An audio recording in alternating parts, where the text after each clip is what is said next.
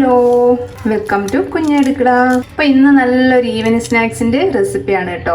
നേന്ത്രപ്പഴം വെച്ചിട്ടുള്ള ഈ ഒരു അടിപൊളി സ്നാക്സ് ഈസി ആയിട്ട് നമുക്ക് ഇത് എങ്ങനെയാണ് ഉണ്ടാക്കുന്നതെന്ന് നമുക്കൊന്ന് കണ്ടു നോക്കാം. അപ്പൊ ഈ ഒരു സ്നാക്സ് ഉണ്ടാക്കാൻ വേണ്ടിയിട്ട് ഞാൻ നന്നായിട്ട് പഴുത്ത ഒരു ഏത്തപ്പഴം ഇതേപോലെ ചെറു കഷ്ണങ്ങളാക്കി മുറിച്ചെടുത്തിട്ടുണ്ട് കേട്ടോ. അപ്പൊ പഴം നന്നായിട്ട് പഴുത്തിരിക്കണം, അതേപോലെ തന്നെ ഈ ഒരു വലുപ്പത്തിൽ അരിഞ്ഞെടുക്കുകയും വേണം.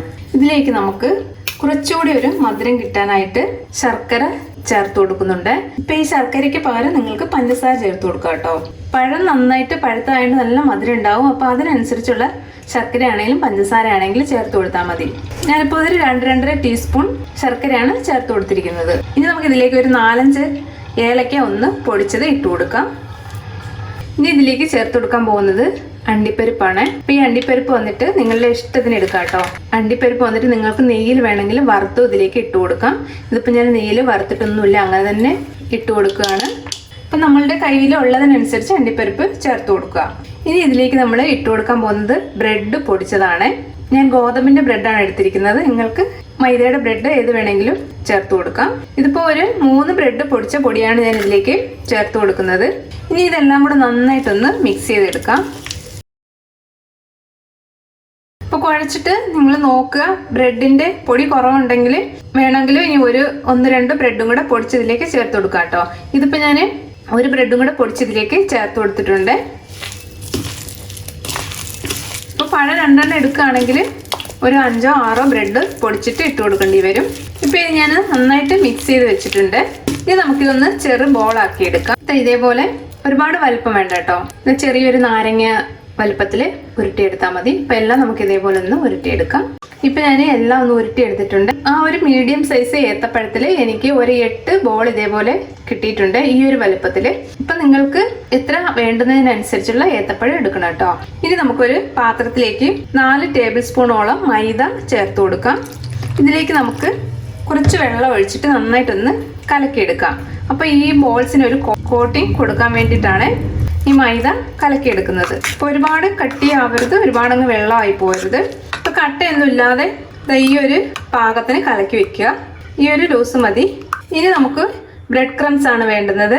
ഇപ്പൊ ഞാനൊരു 2-3 ബ്രെഡ് ഇതേപോലെ ഒന്ന് പൊടിച്ചെടുത്താണ് കേട്ടോ. ഇപ്പൊ റസ്കിന്റെ പൊടിയാണെങ്കിലും മതിയാകും.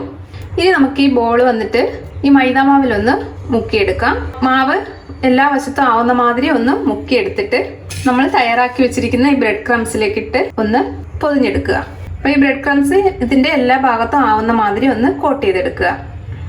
അപ്പൊ ഈ എല്ലാ ബോളും ഇതേമാതിരി ഒന്ന് കോട്ട് ചെയ്തതിന് ശേഷം നമുക്ക് എണ്ണയിലിട്ട് വറുത്തെടുക്കാം. അപ്പൊ ബ്രെഡ് ക്രംസ് ഇതിന്റെ എല്ലാ വശത്തും ആവണം കേട്ടോ. അപ്പൊ എല്ലാം ഞാൻ ഇതേപോലെ ഒന്ന് കോട്ട് ചെയ്ത് വെച്ചിട്ടുണ്ട്. ഇനി നമുക്കിത് എണ്ണയിലിട്ട് വറുത്തെടുക്കാം. അപ്പൊ എണ്ണ ചൂടായതിനു ശേഷം സിമ്മിൽ ഇട്ട് കൊടുക്കുക. അപ്പൊ എണ്ണ ഞാൻ കുറച്ച് ഒഴിച്ചിട്ടുള്ളൂ, കാരണം നമ്മുടെ ബോൾസ് എല്ലാം ചെറിയ ബോൾ ആയതുകൊണ്ട് കുറച്ച് എണ്ണയാണ് ഞാൻ ഇതിലേക്ക് ഒഴിച്ചു കൊടുത്തിരിക്കുന്നത്. അപ്പം എണ്ണ നല്ല ചൂടായിട്ടുണ്ട്. ഇനി നമുക്ക് ഇതിലേക്ക് ഇട്ട് കൊടുക്കാം.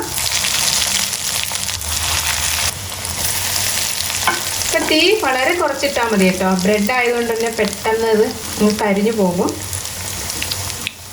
നമുക്കൊന്ന് മറിച്ചിട്ട് കൊടുക്കാം. ഉടനെ അങ്ങ് മറിച്ചിടല്ലേ കേട്ടോ. ഇട്ട് കൊടുത്തിട്ട് 1-2 മിനിറ്റ് കഴിഞ്ഞിട്ടൊന്ന് മറിച്ചിട്ട് കൊടുത്താൽ മതി. അപ്പം 2 സൈഡും ഇതേപോലെ ഒന്ന് തിരിച്ച് മറിച്ചിട്ട് കൊടുത്തതൊന്ന് ഫ്രൈ ചെയ്തെടുക്കുക. ഫ്ലെയിം ഒന്ന് ഒരു മീഡിയം ടു ലോ ഫ്ലെയിമിൽ ഇട്ട് കൊടുത്താൽ മതി കേട്ടോ. 2 സൈഡ് നന്നായിട്ട് ഫ്രൈ ആയി വന്നിട്ടുണ്ട്. ഇത് കണ്ടില്ലേ, ഈ ഒരു കളർ ആകുമ്പോൾ എടുക്കണം കേട്ടോ. അപ്പോൾ ഇതേപോലെ തന്നെ ബാക്കിയുള്ളത് നമുക്കൊന്ന് ഫ്രൈ ചെയ്തെടുക്കാം. അപ്പോൾ ഇത്രയേ ഉള്ളൂ, നമ്മളുടെ ടേസ്റ്റി ആയിട്ടുള്ള ഒരു 4 മണി പലഹാരം റെഡി ആയിട്ടുണ്ട്. നല്ല ടേസ്റ്റാണ് കേട്ടോ ഇത്. നിങ്ങൾ ഒരു വട്ടമെങ്കിലും ഒന്ന് ഉണ്ടാക്കി കഴിച്ചു നോക്കുക. വെളിയിൽ നല്ല ക്രിസ്പിയാണ്, ഉള്ളിൽ വന്നിട്ട് ആ പഴത്തിൻ്റെയും നമ്മളിട്ട കശുവണ്ടി പരിപ്പിൻ്റെ ഒക്കെ നല്ലൊരു ടേസ്റ്റാണ് കിട്ടുന്നത്. അപ്പം നിങ്ങൾ ഇത് കുട്ടികൾക്കൊന്ന് ഉണ്ടാക്കി കൊടുക്കുക. അപ്പോൾ ഈ റെസിപ്പി ഇഷ്ടമായിട്ടുണ്ടെങ്കിൽ ഒന്ന് ലൈക്ക് ചെയ്യാനും സബ്സ്ക്രൈബ് ചെയ്യാനും ഷെയർ ചെയ്യാനും മറക്കല്ലേ. താങ്ക്